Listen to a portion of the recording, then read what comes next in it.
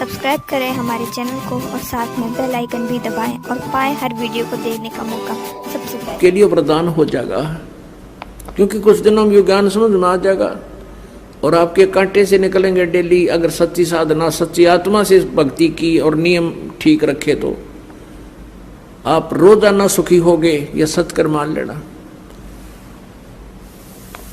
लेकिन हम इस ज्ञान को ठीक से ना समझकर समर्पण नहीं कर पाते भगवान में। हम मन में कोई ना कोई दोष रखते हैं, इस कारण से हम लेट हो जाते हैं। पुण्यात्माओं, पूरे विश्व में आपको इतना तो ज्ञान हो गया कि एक ही प्रभु है जो हमारे संकट को दूर कर सकता है। वही हमारा पाप नाशक है, पूर्ण मोक्षदायक है। प्रारब्ध के पाप कर्म को नाश करके सुखी केवल कबीर परमेश्वर ही कर सकता है। तो हमें फिर इस बात से भी एक विशेष लगाव बनेगा। जैसे हमें पहले कोई दुख नहीं था इस संसारिक सुख में परमात्मा की दया से, लेकिन भगवान की चाह फिर भी न्यारी थी और ब्रह्मा विष्णु महेश के लीलाओं से हम परिचित होकर के विष्णु जी और शिव जी की हम इन पर आसक्त थे। अब हम अपने भगवान कबीर जी की लीलाओं से हम परिचित होंगे तो इनमें भी हमारा एक विशेष प्रेम बन जाएगा।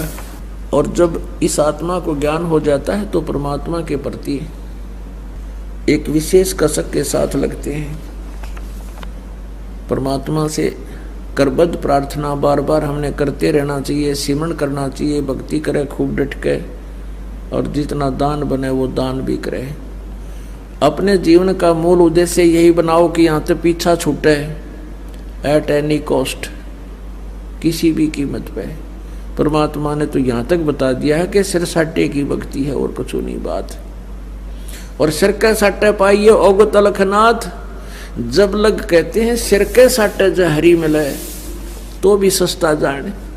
कोट शीस तन दे लिए यम राजा की भेंट, एक शीस तू देकर देख ले सतगुरु अपने की भेंट है। अब सिर कैसे देना है, कोई काट कर नहीं देना। शीस देने का अर्थ है कि जैसे गुरुदेव कहे आज्ञा का पालन करें। और ये शरीर ये शिष परमात्मा का मान ले। एक संत थे, वो अपने शिष्यों को समझाया करते थे, ज्ञान दिया करते थे कि वे गुरु की आज्ञा का पालन करना चाहिए। जो अपने गुरु का वचन नहीं मानता है वो शेष मोक्ष प्राप्त नहीं कर सकता। भाई जो गुरु वचन पे डट गे रकट गे फंद 84 के।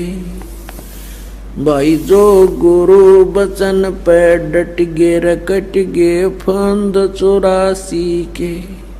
कट गे फंद 84 के, रकट गे फंद 84 के। भाई जो गुरु वचन पे डट गे रकट गे फंद 84 के।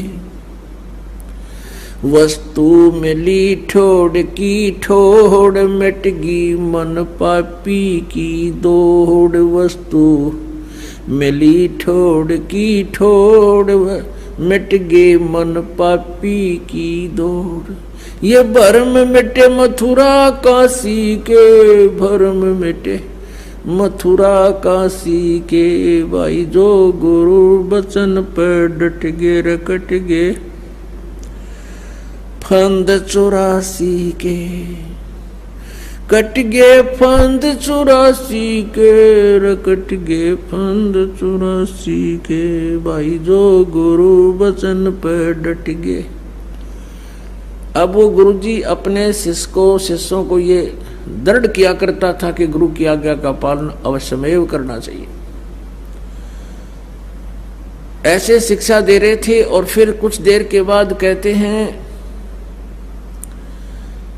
कि भी सभी 5-7 जितने शिष्य थे आश्रम में कहने लगे, भाई इधर आओ बच्चों, आकांत जी, कि मेरे सिर में 5-5 जूते लगाओ।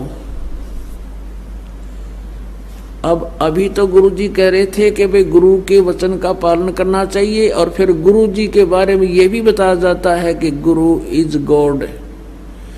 सपोज गुरु इज गॉड, परमात्मा को मूलधन 100 रुपये मानना पड़ता है गुरु जी को, भगवान सपोज करके इसे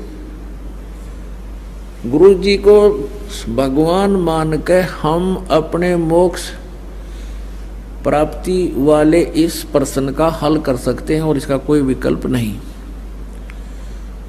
अब भगवान के गुरु के जूते मारे तो मर गया, और ना मारे तो आदेश हो गया। अब सभी सुन्न हो गए, अकाद अच्छे धर्म संकट में फंसे भाई। अब गुरुजी कहता रहा मैं क्या कह रहा हूं भाई, गुरुजी की आज्ञा का पालन अवश्य करना चाहिए। नहीं उठा कोई भी, एक खड़ा हुआ, अपना जूता निकाला, गुरुजी के चरणों में बैठ गया, जो चारपाई पर आसन पर विराजमान थे। जमीन पर विराजमान होकर के उनके सामने सिर रखे, अपने सिर में 5 जूते मारे। अब गुरुजी ने कहा भाई डांडी मत मारे, मैंने तेरे में नहीं कहा, मेरे में कहा, मेरे सिर में मार जूते। तब उस दास ने कहा कि गुरुदेव ये शीश भी दास का आपका ही तो है, ये शीश आपका ही तो है, आपके शीश में जूते लगा रहा हूं। तो पुण्यात्मा ये देखना चाहते थे कि इसमें विवेक कितना है, इनमें ये कितने समर्पित हैं, ऐसे शीश देना है। सिर सौंप्या गुरुदेव को, सफल हुआ ये शीश, नित्यानंद इस शीश पर